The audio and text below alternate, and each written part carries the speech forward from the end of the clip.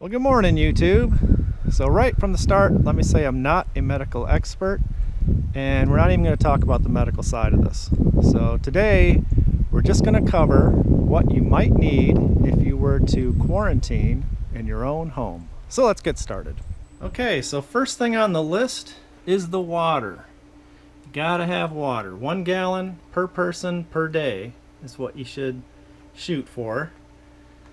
So we have some bottled water here ready to go. Probably not enough, definitely not enough, but we have some. But our main source of water is a well.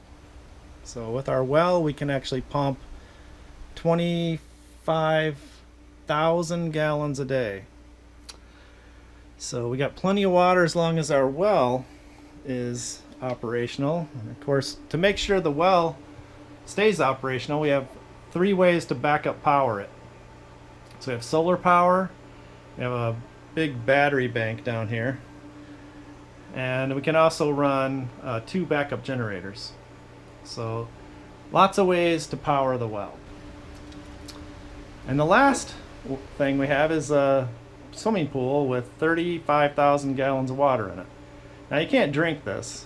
It's chlorinated, and it's a saltwater pool. So there might be ways to treat it, but basically we would use this for bathing, flushing toilets, that kind of stuff. So basically you got bottled water, a well, and a pool. Alright, the next thing on the list is the canned food. So I've got this rolling rack, and I have a video on how I made this. So basically everything, rotates through, so you can keep a lot of canned food and automatically rotate it so stuff doesn't go bad. And we probably keep a little more than we should, and some stuff does go past the best by date, and we go through it like about 3 times a year, and we'll donate that food to a food bank or homeless shelter, that kind of stuff. So it's kind of an insurance policy to store a little more than we actually rotate through every year. But anyway, you want to pick up some canned food, enough for a couple of weeks anyway. More is better, but every little bit you do adds up. So if you just add a couple of cans each week, over a year or two, you have a pretty good supply. Okay, now the canned food does have a, typically 2 to 5 year shelf life. You can still eat it after that, but it loses its nutritional value. So if you want long-term storage, you need to look at the freeze-dried food. These number 10 cans, these are from Mountain House. There's lots of people who make it.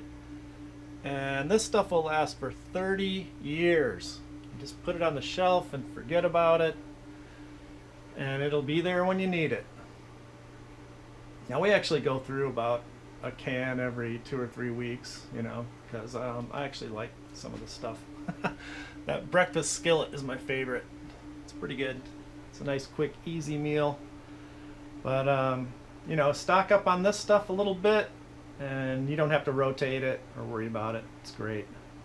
I want to pick up some paper towels and some TP. Definitely going to need that. Just kind of collect this stuff slowly, Over time, it starts to add up. So I've had a lot of comments. People think this is like a lot. It's really not that much. I mean, it's a fair amount, but this is only 6 to 8 months supply. This is meant to get through the hurricanes and the, bad situations. But if we had a real SHTF, this would just be enough to get to a growing season. Make the transition, get into growing your own food and canning it, which is probably not on the radar for this current crisis, but something to think about going forward. Lots of canned food. So we have a big garden, and we can it up. Do about 300 quarts a year or so. Mostly potatoes and beans, carrots. We also can hamburger, beef, I guess you'd say, and chicken. So you go to, what I do is I buy about 60 pounds of chicken from Publix when they have it at half price. It's like the BOGO, buy one get one free. So I get this at $2 a pound, 60 pounds of it, 120 bucks, and that's about a year's supply. Doesn't look that great, but it tastes good. I make a really good dish with this. All right, let's see what else we got. Just random cans of food and condiments, grits. I also have a big box freezer. Now you can put a lot of stuff in here. Well, this rice is in here temporarily. Whenever I buy rice, I'll put it in here for about 4 days, freeze it, kind of kills off anything that might be in it, and then we go ahead and process it out. So basically, I already did a video on this, so I'm not going to go through the whole thing, but essentially I've got all these little tubs in here that make it really organized so you can get to stuff easily. You know, there's hash browns, you got all these meals.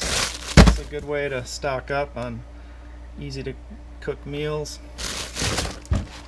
Stuff from my garden, fish, frozen fish, bacon, and frozen chicken, hamburger steaks, hot dogs, all kinds of stuff in here.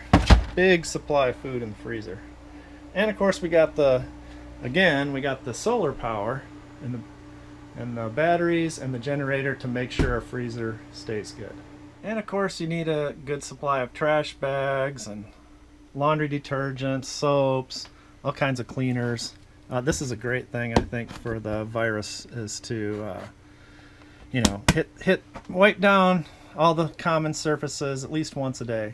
You know, refrigerator handles, your sink faucets, doorknobs, all that kind of stuff. You just wipe it off once a day and should help a lot. Alright, I've also got some bleach. I picked this up. Every time I watch one of the Alaska Preppers videos, I always have to go out and get whatever thing he's showing. So I don't even know what I'm going to use this for, but he had it, so I got it. Way to go, Rudy. Alright, so Listerine kills germs, right? Some various stuff. This needs to be reorganized. Oh, so I said I wasn't going to get into this kind of stuff, but we have these masks, gas masks. I didn't really buy this for the situation here. I picked this stuff up for basically for painting and pressure washing mold and stuff like that, but it just kind of helps to have them hanging around, I guess. This is pool chlorine in concentrated form. So this can be used for a lot of stuff. Alright, yeah, so basically you get yourself, a 2-week supply for starters, and build on that with, you get your water, bottled water, canned food. Pick up some of this freeze-dried food if you can for the longer term storage you don't have to worry about. And it's good to have backup power if you can get a generator and a transfer switch. Start to think about some renewable energy if you can. A lot of this has to do with different people's different situations, so depending on your own situation, you'll have different solutions. But this is just to give you an idea. Hopefully you'll get some ideas and just get started on it. Do what you can. Thanks for watching. See you on the next one.